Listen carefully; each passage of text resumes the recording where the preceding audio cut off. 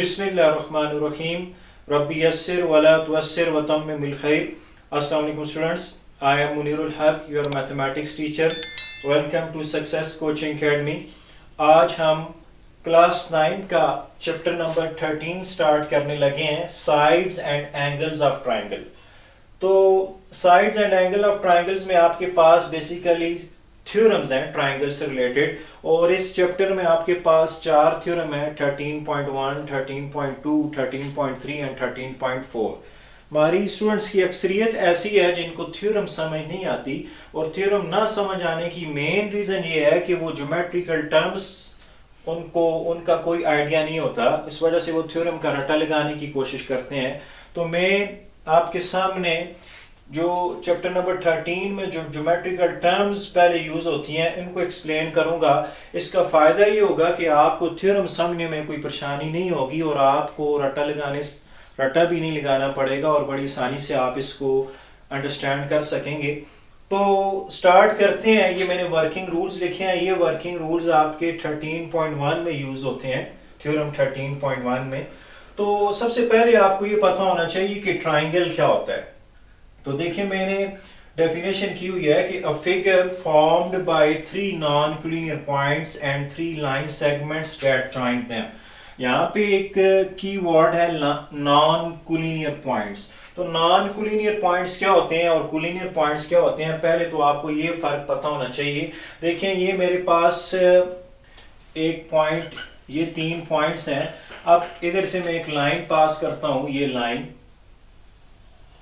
तो ये आपके पास ए, बी और सी, ये 3 पॉइंट्स हैं। तो इनको आप कोलिनियर पॉइंट्स कहते हैं। कोलिनियर पॉइंट्स ऐसे पॉइंट्स जो एक ही लाइन पे लाई करें, ठीक है। 2 or more points are said to be collinear if they lie on the same line। तो ये कोलिनियर पॉइंट्स रिलेटेड आप ये याद रखेंगे। अब नॉन कोलिनियर पॉइंट्स क्या होते हैं? नॉन कोलिनियर पॉइंट्स ऐसे पॉइंट्स होते हैं जो एक लाइन पे लाई ना करें। जिस तरह फॉर एग्जांपल ये आपके पास है, एक पॉइंट ए है, एक बी है और एक सी है।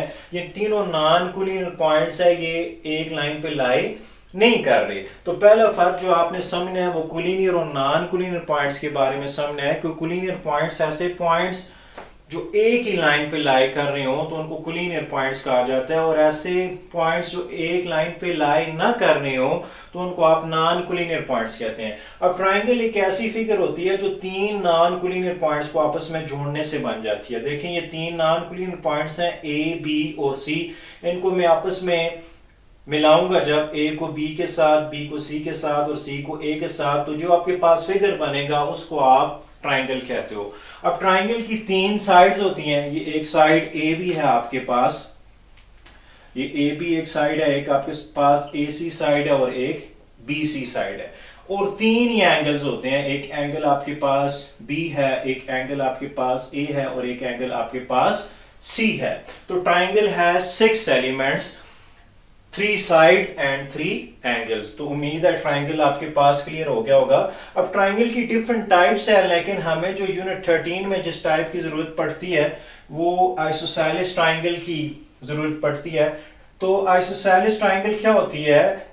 ऐसी ट्राइंगल जिसकी कोई सी 2 साइड्स इक्वल हो तो उसको आप आइसोसेलेस ट्राइंगल कहते हैं। ये आपके सामने जो ट्राइंगल बनी हुई है ए, बी और सी, इसमें ए, बी और ए, सी आपस में इक्वल है। फॉर एग्जांपल अगर ए पी 5 सेंटीमीटर है तो ए सी भी 5 सेंटीमीटर होगी। तो ऐसी ट्राइंगल को आइसोसेलेस ट्राइंगल कहते हैं, ठीक है। अब एक आइसोसेलेस ट्राइंगल से रिलेटेड आपने रिजल्ट याद रखना है। वो रिजल्ट क्या है कि if A B is congruent, ये जो सिंबल है इसको कहते हैं congruent. Congruent means having same measure, यानी एक जैसे, यानी A B is congruent to A C, यानी अगर ए बी और ए सी आपस में कंग्रुएंट हैं यानी इक्वल इन मेजर हैं, तो फिर क्या होगा? तो उनके जो अपोजिट एंगल्स हैं वो भी कंग्रुएंट होंगे, वो भी इक्वल इन मेजर होंगे। तो आप देखें साइड ए बी का जो अपोजिट एंगल है वो एंगल सी है, और साइड ए सी का जो अपोजिट एंगल है वो एंगल बी है। तो ये भी आपस में कंग्रुएंट होंगे। तो ये रिजल्ट आपका थ्योरम 13.1 में यूज होगा। इसको अच्छी तरह से आपने समझना है कि जब भी किसी भी ट्राइंगल की 2 साइड्स इक्वल होंगी तो उन 2 साइड्स कंग्रुएंट होंगी, तो उनके अपोजिट एंगल्स भी कंग्रुएंट होंगे।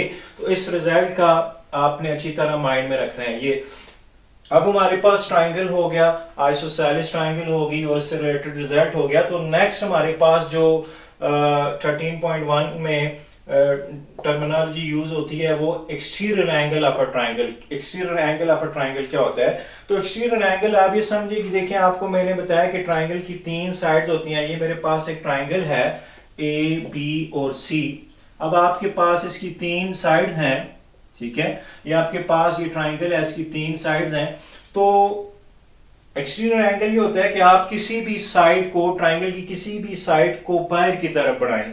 ये साइड जो BC है इसको मैं एक्सटेंड कर रहा हूं, ये ग्रीन ब्लू मार्कर से आपको नजर आ रहा है कि इसको मैंने एक्सटेंड किया बाहर की तरफ। अब ये जो एक्सटेंडेड लाइन है और इसके साथ जो एडजेसेंट मिली हुई लाइन है, ये रेड कलर में जो शो हो रही है, तो ये एक्सटेंडेड लाइन और ये जो एडजेसेंट लाइन सेगमेंट है, ये जो एंगल बनाते हैं आपस में, इसको एक्सटीरियर एंगल कहते हैं। देखिए, मैं यहाँ पे आपको एक्सप्लेन करने की कोशिश करूँ। ये आपके पास ट्राइंगल है, ठीक है।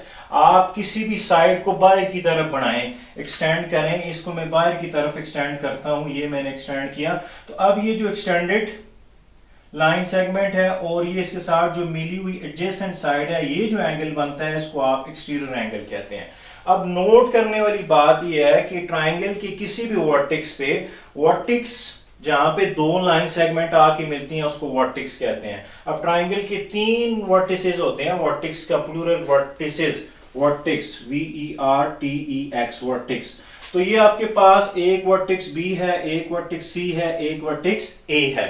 तो जहां पे 2 लाइन सेगमेंट आके मिलती हैं, देखें, एक लाइन सेगमेंट AB है और एक लाइन सेगमेंट BC है, दोनों पॉइंट B पे आके मिल रहे हैं, तो पॉइंट B को वर्टेक्स कहेंगे।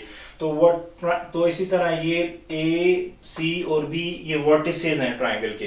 तो मैं आपको जो बताना चाह रहा था, ये एक एक्स्ट्रा बात आ गई कि वर्टेक्स क्या होता है। तो ट्राइंगल के किसी भी वर्टेक्स पे 2 एक्सटीरियर एंगल होंगे और एक इंटीरियर एंगल होगा। एक्सटीरियर एंगल मींस बैरूनी जाविया, ठीक है। आप किसी भी साइड को बाहर की तरफ एक्सटेंड करेंगे, वो साइड और उसके साथ जो एडजेसेंट साइड है वो जो एंगल बनाते हैं वो एक्सटीरियर एंगल होगा। जिसमें आपको नजर आ रहा है ये D और D प्राइम जो आपके पास है वो एक्सटीरियर एंगल है। अब मैंने अगर साइड AC को बाहर की तरफ बढ़ाया तो ये AC वाली साइड जो हमने प्रोड्यूस की हुई है बाहर की तरफ बढ़ाई हुई है और इसके साथ जो मिली हुई साइड BC है, ये जो एंगल बना रहे हैं, तो ये आपके पास एक्सटीरियर एंगल होगा। यहाँ पे अगर मैं आपको करके बताऊं तो ये देखें, इसको आप बाहर की तरफ बनाएं तो ये वाला जो एंगल होगा ये D प्राइम होगा, ठीक है। अब लास्ट जो रिजल्ट आपने याद रखना है वो एक्सटीरियर एंगल से रिलेटेड है। एक्सटीरियर एंगल की ये खास प्रॉपर्टी होती है, ये जो एक्सटीरियर एंगल होता है, ये एंगल D, ये opposite non adjacent interior angle से बड़ा होता है। मैं एक दफा फिर रिपीट कर दूं, ये जो एक्सटीरियर एंगल होता है, ये आपके पास जो एंगल D है, this is greater than angle A and this is also greater than angle B। मैंने टर्मिनोलॉजी यूज की कि non adjacent interior angles. Non adjacent जो एंगल D के साथ मिले हुए नहीं है, एंगल D के साथ जो मिला हुआ एंगल है वो एंगल C है। एंगल B और एंगल A एंगल D के साथ मिले हुए नहीं है।